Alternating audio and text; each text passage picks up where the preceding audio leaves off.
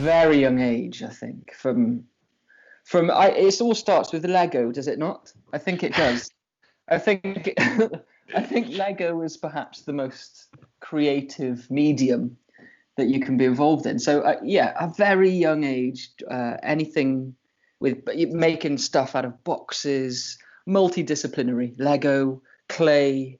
I was always very engaged in drawing and anything sculptural. I was as a little person really engaged in, I think. And I remember when I was very young modifying. This is maybe not.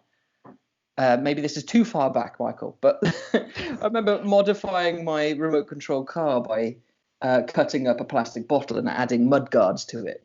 I think that sense of play with design was always present.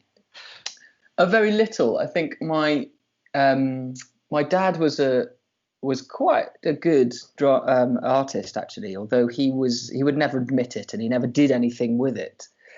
But I found some old drawings of his from school, and he did have a technique. But I think there was also, I've realised recently there was a quite a strong storytelling presence in my upbringing. So I think that fed into this journey quite significantly as well. Certainly art. I don't know about English, but art well, yes, it was always art at primary school. I did, yeah, I did. We went on holiday regularly to North Cornwall, and I'd always see these artists in their little studios. They're very quaint, creative spaces doing oil paintings and watercolors of the landscape.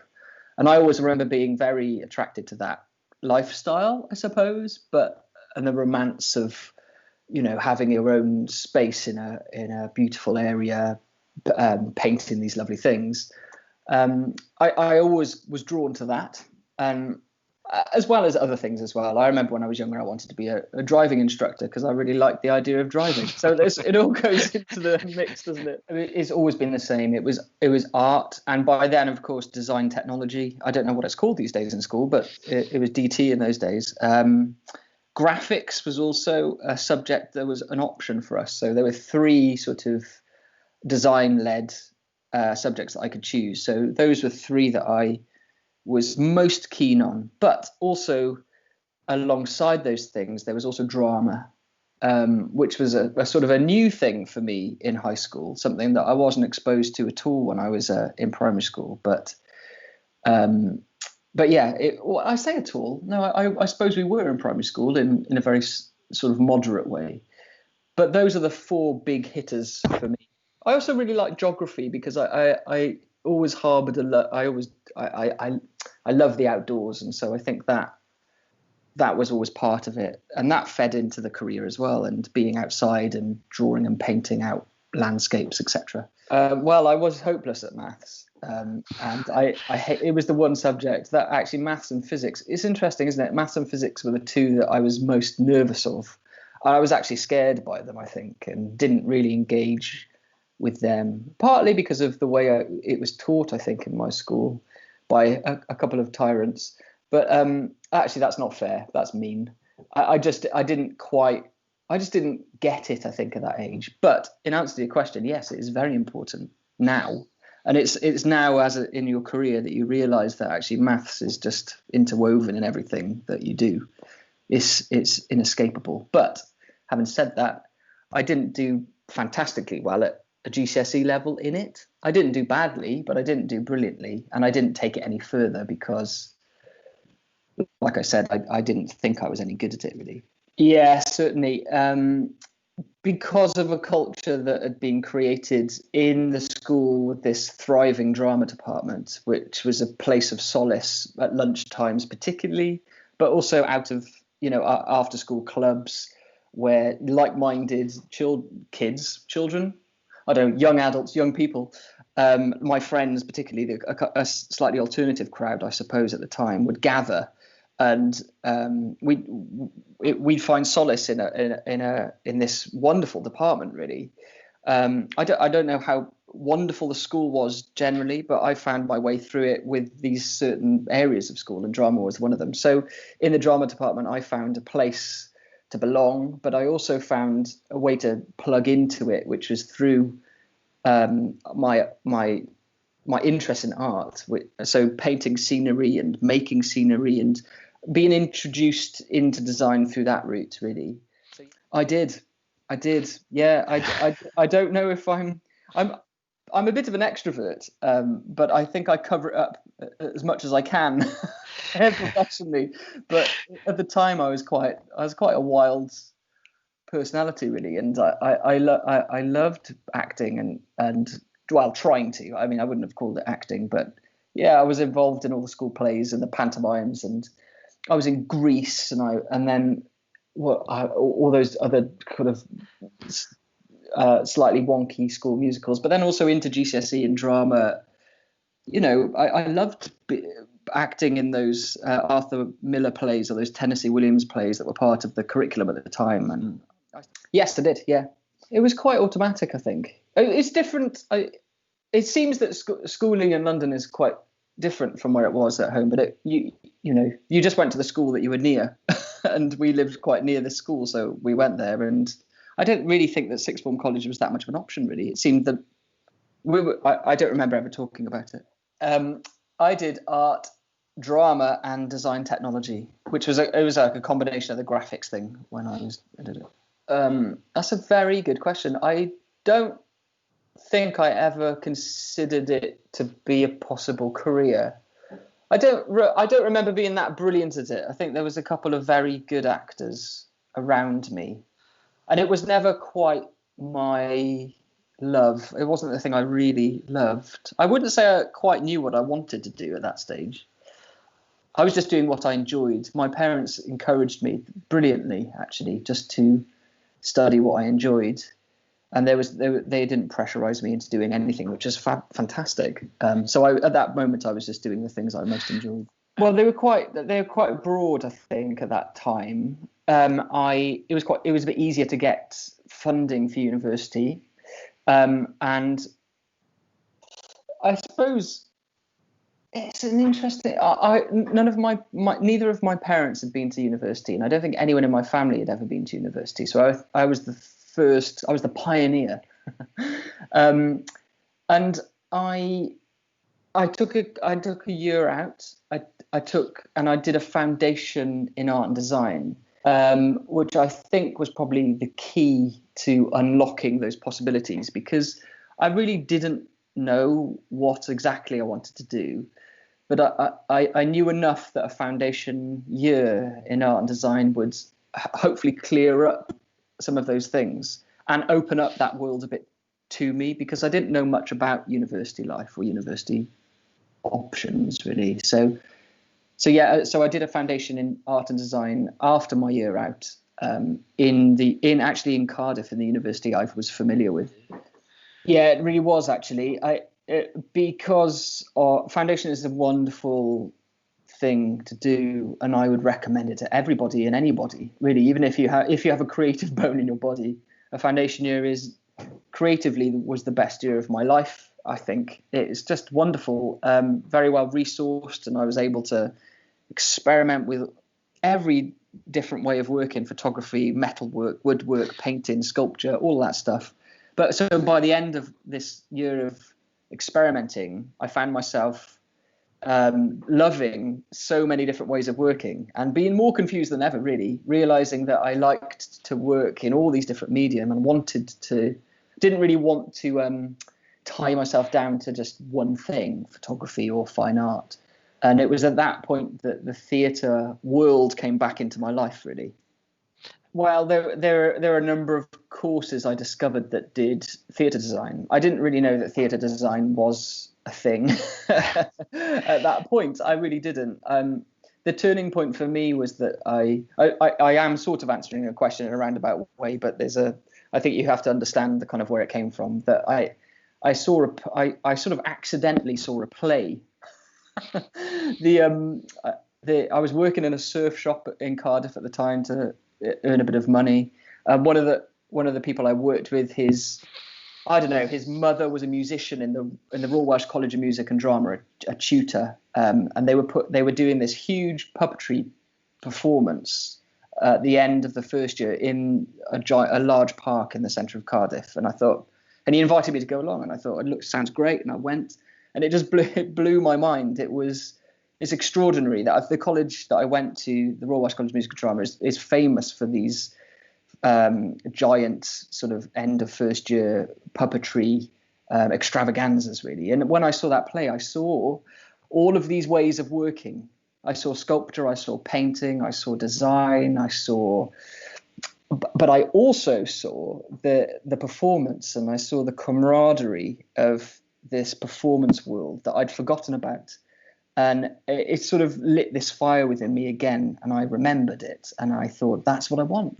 That's how I can do all these things that I love in one course. And I did a bit of research over it, and that was the one that I wanted to go to. So in answer to your question, there were a number of other courses that I could have gone onto that do theatre design. So specifically kind of the combination of art and design within the context of performance really was what I was interested in from that point. But I didn't really look into those other courses because of this one thing that I'd seen, and this college that was in my hometown that had this great reputation. Hugely anxious about that. Yeah, a bit of a rocky ride settling in, I think. It's quite strange. I went because my hometown is Cardiff, and I went to university in Cardiff, but I wanted to stay away from home, so I stayed in halls and I stayed in house shares. I had this kind of strange tension between my old life and this new life, so reconciling those two was quite rocky. And yeah, I was unsure that I'd picked the right thing, I think, for a good year and a half. I mean, I really didn't. It's very hard. This is what they tell you, but you don't really appreciate how difficult a course like that can be. You see your friends who do, I don't know what they do, music technology, religious studies, English, they'd have 5 hours of lectures a week, whereas we would be in the college doing it, working in the studio from 9 till 6 o'clock every day, sometimes later and on weekends. It's more of a kind of it's more of an accurate reflection on the industry, the way that university works. Yeah, we were able to devise our own projects, I think, sort of by that time. Certainly in the third year, we did our own projects. So being able to kind of be a bit more experimental and do something a bit more akin to installation art, or I think what happened is that I went into it was quite heavy on plays and operas and kind of more traditional forms of theatre, quite rightly, towards the end of the first year and into the second year. And I really struggled with that, actually, because I didn't feel like I had a very strong English background, or a very strong, being Welsh, a very academic background in that sense. So I found that I just wanted to paint. I just wanted to kind of make mess and sculpture, and the freedom of my foundation year I kind of missed in learning detail and scale and precision, which is what theatre design is all about. So I found that very hard, really difficult. And there are moments of real release and expressiveness in that puppetry project that I mentioned before, and other things as well. But I suppose after 18 months, I gradually started to find a love for it. But it wasn't really until right at the end of the third year that I really wanted to pursue a career in it. And it was all because of one experience with a play that we did right at the end of the third year. I had the option to design A Midsummer Night's Dream, and I did, and it was just brilliant. It was with a director who I just loved the kind of the way that his vision for the play, really, and what we created was just weird, wacky, and it's wonderful. It was beautiful, and I still think of it as one of the kind of best things I've ever really accomplished. And I think it was that experience that propelled me. I was like, right, I want to pursue this. I like this. Yeah, we did. We do an exhibition at the end of the third year, and it's it's shown in Cardiff. It's part of your degree, really. You're marked on the way that you exhibit your work. There's a week of it in Cardiff, and then it moves and it exhibits in London. In those days, it was in the Soho Theatre, but now it's in the Oxo Tower in Barge House. But yeah, and that's a really wonderful way for, you know, the guy who leads the course, Sean Crowley. He's sort of a local celebrity. He's a genius, brilliant guy, and he's very well connected, and he cares deeply about his students, and he really helps you in your first year and finds you your first jobs. And through all his connections, lots of different people come and see your work, and you start networking. You start that sort of tricky journey in life of networking and meeting people and creating relationships, which is, you know, a big part of the job, it turns out. Yeah, it was okay. It was good. It's funny, isn't it, being asked these questions and remembering back to those moments. I remember, the thing I was just thinking about is that I remember the first year that I lived on £3,500 for the entire year in my third year. So I thought, well, in my first year of work, all I need to make is £3,500 and I'll be able to survive. So that was literally my goal. And I think that's probably about what I made.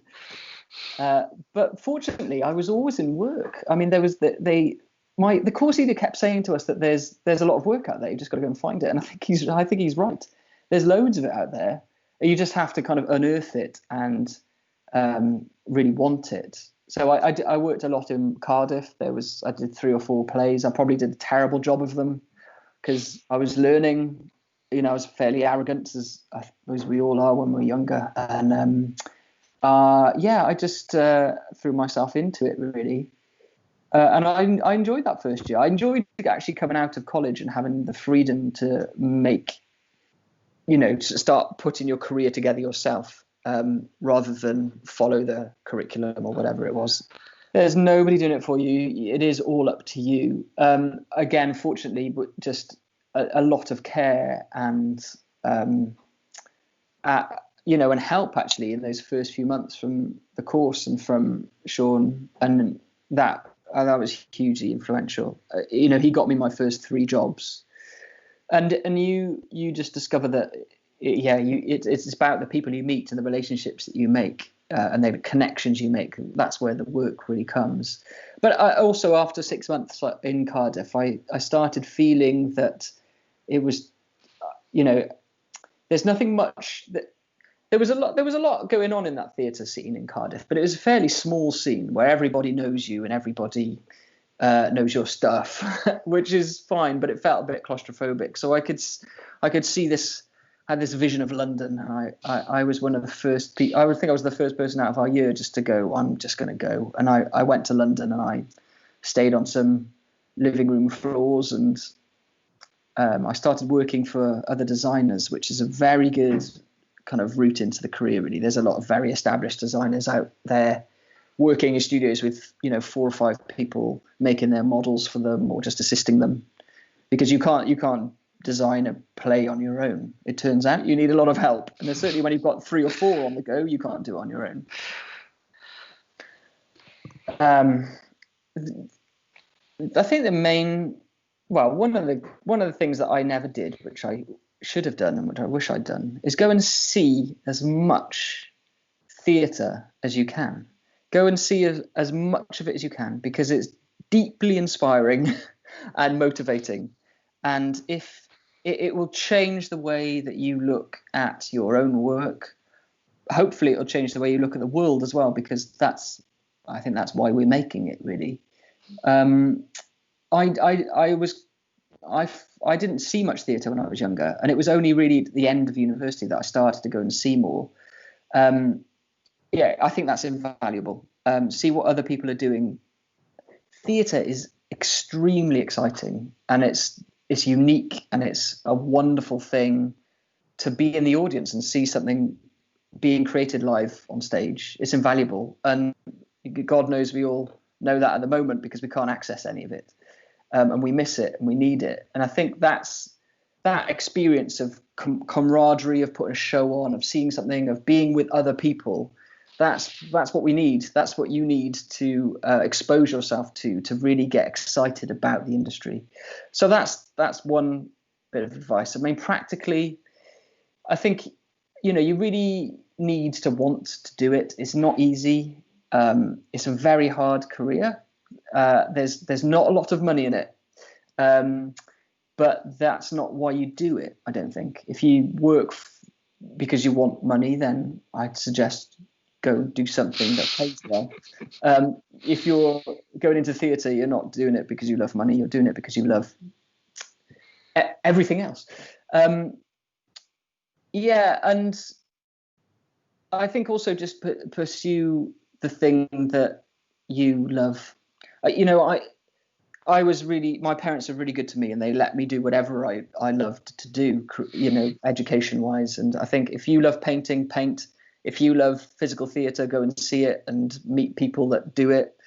And I suppose lastly, the industry works through relationships. So the more people you know, the more work you get. So go and see theatre, find the theatre that you love, and then try and meet the people that make that theatre